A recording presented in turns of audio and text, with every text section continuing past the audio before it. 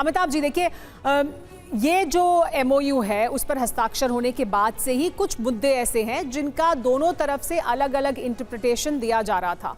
जो straight of Hormuz है वहाँ पर 60 दिन तक जो शिप्स हैं वो फ्री जा सकते हैं, और एक अमेरिका की तरफ से कोशिश थी कि वैकल्पिक रूट बन जाए, यानी जो कंट्रोल है ईरान का उसको कमज़ोर किया जाए और यहाँ युद्ध जैसी स्थिति बनने पर भी यहाँ से एक रास्ता बन जाए जिससे कि शिप्स जाते रहें। ईरान जाहिर सी बात है ये नहीं होने देना चाहता है।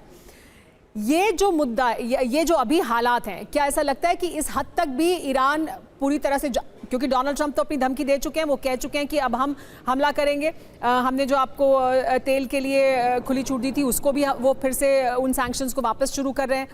ईरान क्या स्ट्रेट ऑफ हॉर्मूज पर कंट्रोल रखने के लिए अभी तक ऐसा लगता है कि वो किसी भी हद तक जाने के लिए तैयार है, वापस युद्ध के लिए भी तैयार है?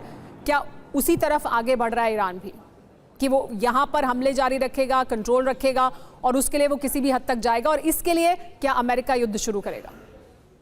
देखिए, ईरान का लक्ष्य अब बड़ा लिमिटेड है कि वो किसी भी तरह होर्मुज पर जो उसका कंट्रोल था, स्ट्रैटेजिक पहले था, फिजिकल अब वो चाहता है ओमान के साथ मिलके। ये सारी लड़ाई अब अमेरिका और ईरान के बीच इसी बात पर फंसी हुई है कि वो होर्मुज में जाने का रास्ता किसको देंगे। क्या वो पहले जैसा होगा युद्ध के पहली वाली स्थिति, या इस पर ईरान और ओमान का कंट्रोल होगा? ईरान वो कतई नहीं चाहता है कि किसी भी तरह से इस पर उसका कंट्रोल जाए। और ये 60 दिन का जो एमओयू साइन किया था अमेरिका और ईरान ने, उसमें भी ये स्पष्ट निर्देश या इंगित किया गया था कि इस रास्ते पर आवाजाही बनी रहेगी, लेकिन ये नहीं कहा था कि ये हमेशा बनी रहेगी। मेमोरेंडम ऑफ अंडरस्टैंडिंग में ये क्लियर था कि कम से कम 60 दिन तक फ्री एक्सेस रहेगा। लेकिन उसके बाद भी ईरान चाहे जो मीटिंग में कहता हो या उनके बंद दरवाजों में जो भी मीटिंग होती हो, बाहर आकर यही कहता था कि वो होर्मुज को नहीं छोड़ेगा। और ईरान वही स्थिति में अपने आप को अभी भी पा रहा है कि किसी भी तरह, चाहे ये जंग चले या न चले, होर्मुज पर उसका कंट्रोल नहीं उठना चाहिए। और इसके लिए ओमान भी कई हद तक तैयार है। तो अमेरिका और ईरान की अब इसी बात पर ठनी हुई है कि किस तरह से वो कंट्रोल जो है अमेरिका उसको लेने ना दे, और किस तरह ईरान अपना कंट्रोल उस पर बनाए रखे। और जितनी भी दूसरी बातें, चाहे वो न्यूक्लियर इश्यू हो, चाहे सैंक्शंस हो, चाहे जो पैसे उनके वहां जहां भी फंसे पड़े हो उनको वापस ईरान को देना हो, वो सारी चीज सेकेंडरी है। तो हमेशा इस बात पर, ये 60 दिन के बीच दोनों ये नहीं दिखाना चाहते हैं कि हमने इन पर कंट्रोल छोड़ दिया है, ईरान नहीं चाहता है, और अमेरिका ये दिखाना नहीं चाहता है कि कंट्रोल इस पर ईरान का वापस हो गया है। और अगर लड़ाई आगे बढ़ती भी है तो इसी बात पर होगा कि लेकिन मुझे अभी भी ये लग रहा है कि जो विंडो ऑफ कॉन्वर्सेशन या टॉक्स जो है वो ओपन है। ट्रंप साहब ने खुद उसकी तरफ निर्देश दिया कि वो बात करना चाहें तो चाहें, लेकिन मेरी तरफ से खत्म हो गया। हालांकि उन्होंने ये नहीं कहा कि आप बात करना बंद कर दीजिए।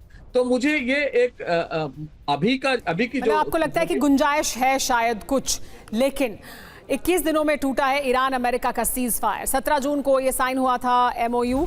ट्रंप ने आज एमओयू खत्म करने का ऐलान कर दिया, यानी 21 दिन भी नहीं चल पाया वो एमओयू जो बहुत जद्दोजहद के बाद, बहुत चर्चा के बाद जिस पर हस्ताक्षर किए गए थे।